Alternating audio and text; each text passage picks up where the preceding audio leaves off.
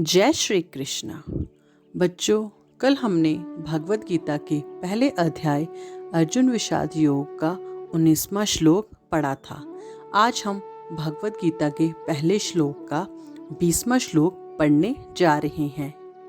इससे पहले श्लोकों में हमने पढ़ा था कि धृतराष्ट्र ने संजय से पूछा कि युद्ध भूमि में क्या हो रहा है, और संजय ने बताया कि उनका बेटा दुर्योधन पांडवों की सेना को देखकर परेशान हो गया है। वह अपनी परेशानी को शांत करने के लिए अपने गुरु द्रोणाचार्य के पास जा रहा है और उन्हें ये बोल रहा है, देखो, पांडवों की सेना के साथ आपका शिष्य धृष्टद्युम्न भी है, जिसको आपको मरने का वरदान भी प्राप्त है। जब आपको पता था कि धृष्टद्युम्न को आपको मारने का वरदान मिला है, फिर भी आपने उसे अपना शिष्य बना दिया। और अब देखो, पांडवों की सेना में कितने महारथी शामिल हैं, जो अकेले 10,000 सामान्य योद्धाओं के बराबर ताकत वाले हैं, जो वीरता में भीम और अर्जुन के बराबर हैं, जिसमें धृष्टकेतु, चेकितान, काशी के वीर राजा, सुभद्रा के पुत्र और द्रौपदी के पुत्र भी हैं। फिर दुर्योधन ने कौरव पक्ष में मौजूद सभी महान सेनापतियों का नाम लेना शुरू कर दिया और उनकी वीरता का गुणगान गाने लगा, जिनमें कर्ण, कृपा, अश्वत्थामा, विकर्ण और भूरिश्रवा जैसे योद्धा हैं, जो मेरे लिए अपने प्राण देने को तैयार हैं। हमारी सेना की ताकत असीमित है और पांडव सेना की ताकत सीमित है। इसीलिए मैं अब कौरव सेना के सभी सेनापतियों से आह्वान करता हूँ कि वह भीष्म पितामह को पूर्ण समर्थन दें, भले ही आप अपने संबंधित राजनीतिक बिंदुओं की रक्षा करें। तब कुरु वंश के सबसे बूढ़े व्यक्ति गौरवशाली पितामह भीष्म ने शेर की तरह दहाड़ लगाई और दुर्योधन को खुशी देते हुए बहुत जोर से शंख बजाया।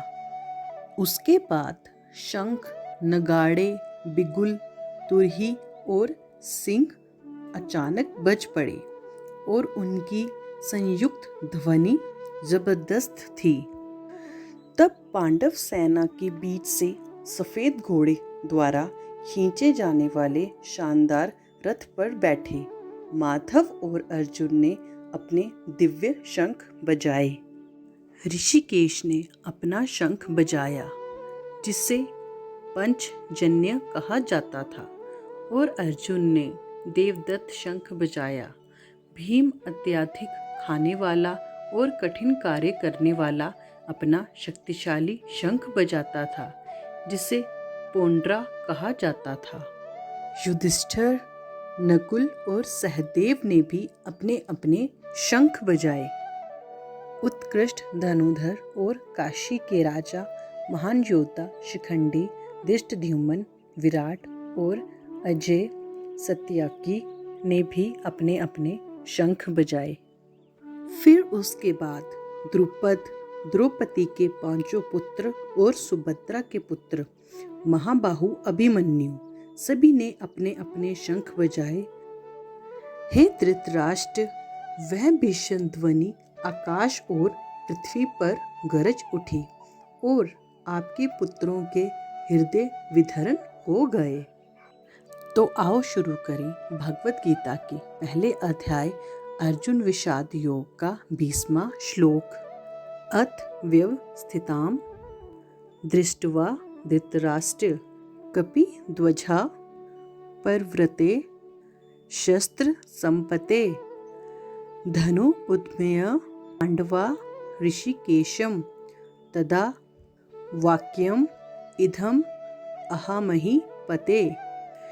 इस श्लोक में अथ का अर्थ है तत्पश्चात, व्यवस्थिताम का अर्थ है क्रमबद्ध, दृष्टवा का अर्थ है देखना, धृतराष्ट्र का अर्थ है धृतराष्ट्र के पुत्र।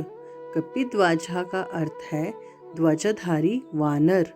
प्रवृत्ति का अर्थ है प्रारंभ होने वाला है। शस्त्र संपत्ति का अर्थ है शस्त्रों का प्रयोग करना। धनु का अर्थ है झुकना। उत्मेय का अर्थ है ग्रहण करना। पांडवा का अर्थ है पांडु पुत्र अर्जुन। ऋषिकेशम का अर्थ है श्री कृष्ण को। तदा का अर्थ है उस समय। वाक्यम का अर्थ है शब्द। इदम का अर्थ है ये। अह का अर्थ है कहाँ। महीपते का अर्थ है राजा। इस श्लोक में संजय अर्जुन को दूसरे नाम कपिध्वज से संबोधित करते हैं, जिसका अर्थ है बंदर बैनर। ये शक्तिशाली वानर भगवान की उपस्थिति को दर्शाता है। अर्जुन के रथ पर हनुमान। हुआ यूं कि एक बार अर्जुन को अपनी धनुर्विद्या पर बहुत घमंड हो गया और उन्होंने श्री कृष्ण पर व्यंग किया। उन्होंने कहा, मुझे समझ नहीं आता कि भगवान राम के समय में वानरों ने भारत से लंका तक भारी पत्थरों से पुल बनाने के लिए इतनी मेहनत क्यों की। अगर मैं वहाँ होता तो तीरों का पुल बना देता। सर्वज्ञ भगवान ने उससे पूछा, ठीक है, आगे बढ़ो और मुझे अपना पुल दिखाओ। अर्जुन ने बड़ी कुशलता से हजारों बाण बरसाए और एक विशाल पुल बना दिया। अब उसका परीक्षण करने का समय आ गया था। श्री कृष्ण ने इस कार्य के लिए महान हनुमान को बुलाया। जैसे ही हनुमान पुल पर चलने लगे तो वह उनके पैरों के नीचे से टूटने लगा। अर्जुन को अपनी मूर्खता का एहसास हुआ। उनके वानों का पुल भगवान राम की विशाल सेना का भार नहीं संभाल सकता था। उन्होंने उससे माफ़ी मांगी। इसके बाद हनुमान ने अर्जुन को विनम्र रहने और कभी भी अपने कौशल्य पर घमंड नहीं करने की शिक्षा दी। उन्होंने अर्जुन को वरदान भी दिया कि महान युद्ध के दौरान वे स्वयं अर्जुन के रथ पर बैठेंगे। इसलिए अर्जुन के रथ ध्वज पर महान हनुमान का प्रतीक चिन्ह था। तो बच्चों, यहाँ ख़त्म होता है हमारा आज का 20वां श्लोक। कल हम इससे आगे पढ़ेंगे। जय जय श्री राधे।